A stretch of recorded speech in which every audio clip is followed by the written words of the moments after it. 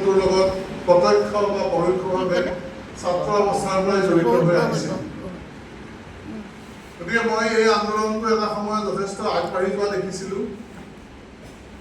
কেইবাগৰাকীও নেতা অসম বিধানসভালৈ নিৰ্বাচিত হৈছিল আৰু এটা সময় এনেকুৱা আহিছিল যে অসম চৰকাৰ গঠনৰ ক্ষেত্ৰতো কমিউনিষ্ট দলবিলাকে বাওঁপন্থী চিন্তাৰ যিবিলাক সদস্য আছিল তেওঁলোকে এটা বিশেষ ভূমিকা পালন কৰিবলৈ লৈছিল। কিন্তু তাৰপিছত পৰিৱৰ্তন আহিল। জাতীয়তাবাদী চিন্তাই অসমৰ বিশেষকৈ নতুন প্ৰজন্মৰ ওপৰত প্ৰভাৱ পেলালে।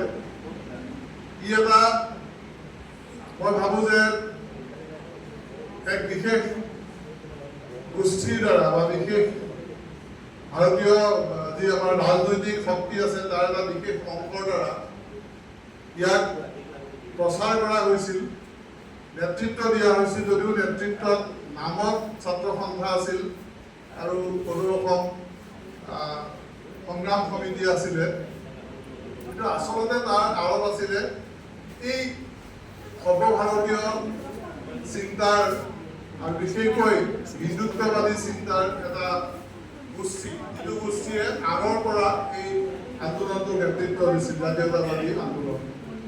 যাৰ ফলত 1978 চনৰ পৰা বা তাৰ ঠিক আগৰে পৰা বুলি ক'ব পাৰোঁ, কিছুদিন আগৰে পৰা অসমত এটা জাতীয়তাবাদী, যিটো আমি ঠেক জাতীয়তাবাদী বুলি কওঁ চিন্তা, সেই ঠেক জাতীয়তাবাদী চিন্তাটোৱে লাহে লাহে আমাৰ সমাজখনৰ ওপৰত প্ৰভাৱ পেলাবলৈ আৰম্ভ কৰিছিল আৰু ইয়াৰ কেটালিষ্ট হিচাপে এটা বিশেষ জনগোষ্ঠীক টাৰ্গেট কৰি লোৱা হৈছিল।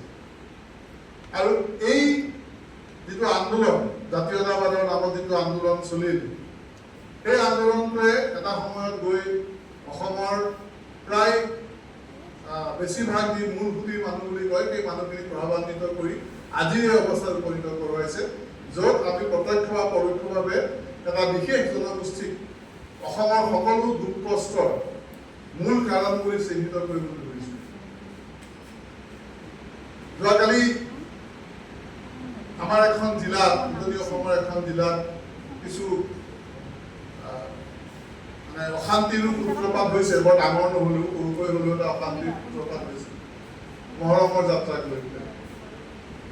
গতিকে এই ধৰণৰ সমস্যাবিলাক গা কৰি উঠাৰ আঁৰত আমাৰ যিটো বাওঁপন্থী চিন্তা আছিল সেইটোক আঁতৰাই, সমাজ সচেতন যিটো চিন্তা আছিল সেইটোক আঁতৰাই সাধাৰণ মানুহৰ কাৰণে কাম কৰাৰ যি প্ৰৱণতা আমাৰ মাজত আছিল, আমাৰ ৰাজনৈতিক শক্তিবিলাকৰ মাজত আছিল, চিন্তাধাৰা আছিল, সেই সকলোবিলাকক আঁতৰাই এটা ঠেক জাতীয়তাবাদী ধৰ্মীয় চিন্তাৰ মাজলৈ লৈ যাবলৈ এটা প্ৰচেষ্টা চলিছিল আৰু সেই প্ৰচেষ্টা এতিয়া বহুলাংশে সফল হৈছে। তৎসত্বেও তেনেকুৱা এটা পৰিৱেশত অনিৰ্বাণ গোষ্ঠীয়ে এক, মই ক'ম যে সোঁতৰ বিপৰীতে সাঁতুৰিবলৈ চেষ্টা কৰি আছে। চেষ্টা কৰি আছে বুলি মই এইকাৰণেই কৈছোঁ যে এই চেষ্টা বৰ কষ্টকৰ। এই চেষ্টাত সফল হোৱাৰ কথা বাদেও সাঁতুৰিবলৈ যে মানুহ বা সাঁতোৰা মানুহজন যে নদী পানীৰ ওপৰত উপঙি থাকিব লাগে, সেইটো বহু ক্ষেত্ৰত ইয়াত উপঙি থাকিবলৈও অসুবিধা হৈছে। কথা কোৱাৰ, মুক্ত চিন্তা কৰাৰ পৰিৱেশ নোহোৱা হৈছে।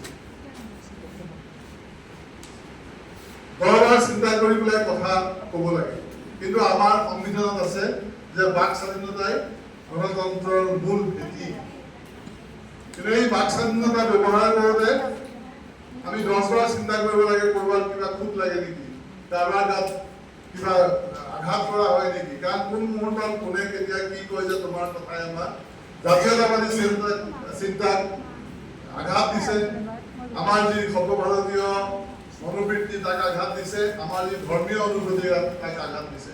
গতিকে তুমি বাহিৰত মুকলিভাৱে বিচৰণ কৰা যোগ্য নহয়। এনেকুৱা ধৰণৰ বহুত ঘটনা হয় বুলি আমি অনুভৱতে চিন্তা কৰি থাকিব লগা হয়। কিবা এটা লিখোঁতে, কিবা এটা কওঁতে, কিবা এটা কৰোঁতে দৰবাৰ ভাবিবলগীয়া হয়। এই বাওঁপন্থী চিন্তাটো মৰি যোৱাৰ কাৰণে কিন্তু এইটো পৰিৱেশ হ'বলৈ সুবিধা পাইছে। অকল অসমতে মৰি যোৱা নাই, সমগ্ৰ ভাৰততে মৰি গৈছে। এতিয়া মই এফালৰ পৰা যেতিয়া চাই আহোঁ কেৰেলাৰ পৰা আৰম্ভ কৰি আমাৰ উত্তৰ পূবলৈকে ইফালে কাশ্মীৰলৈকে আৰু গুজৰাটলৈকে মই যদি চাই যাওঁ তেতিয়া ক'ত কৰোঁ আৰু কোনো প্ৰদেশতে বাওঁপন্থী চিন্তাৰ চৰকাৰ আৰু নাই। কেৰেলা মুখ্যমন্ত্ৰী চৰকাৰখন আছিলে সেইখনত এইবাৰ নিৰ্বাচনত পৰাজিত হৈছিল।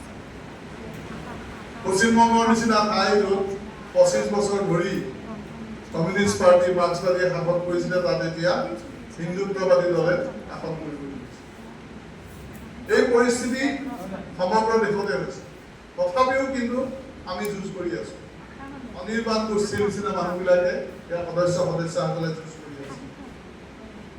সেইকাৰণে মই ইয়ালৈ আহিছোঁ। মুছলিম লীগৰ কিছু মানুহ সেই মানুহখিনিয়ে আমি কষ্ট কৰি আছো, চেষ্টা কৰি আছো। আমি যে সফল হ'ম তাৰ কোনো গেৰাণ্টি নাই, গেৰাণ্টি বিচৰাও নাই। কাৰণ সংগ্ৰাম কৰাটোৱে ডাঙৰ কথা। সংগ্ৰামৰ শেষত কি আছে ভাবিবলৈ গ'লে সংগ্ৰাম ৰৈ যাব। আজিকালি সংগ্ৰাম বুলি ক'বলৈও হয়। কিহৰ সংগ্ৰাম কৰিবলৈ আহিছে? সকলো সুখত আছে, সকলো আনন্দত আছে, অৰুণোদয়ৰ পইচা পাই আছে। এইবিলাক আমি চাইকেল, ৰিক্সা, অটো ৰিক্সা কি এইবিলাক আমি স্কুটাৰ এইবিলাক দি আছো, ৰেচন দি আছো। ক'ত ইয়াত সংগ্ৰাম কৰিবলগীয়া আছে? ইয়াত ফূৰ্তি কৰিব লাগে, 25,000 গাভৰুক লৈ নাচিব লাগে। আমি গিনিজ বুক অফ ৰেকৰ্ডছত নাম দিব লাগে। গতিকে আমাৰ যি কালচাৰ, যি সংস্কৃতি, যি চিন্তা সেয়া আজি সেই পৰ্যায়লৈ গতি কৰিছে। তথাপিও এই অনিৰ্বাণৰ যেতিয়া মোক কালি দিলেগৈ মই পঢ়ি চালোঁ, বহুত ভুল আছে, বানানৰ অজস্ৰ ভুল আছে। আমাৰ আজিকালি অসমীয়া ভাষাটো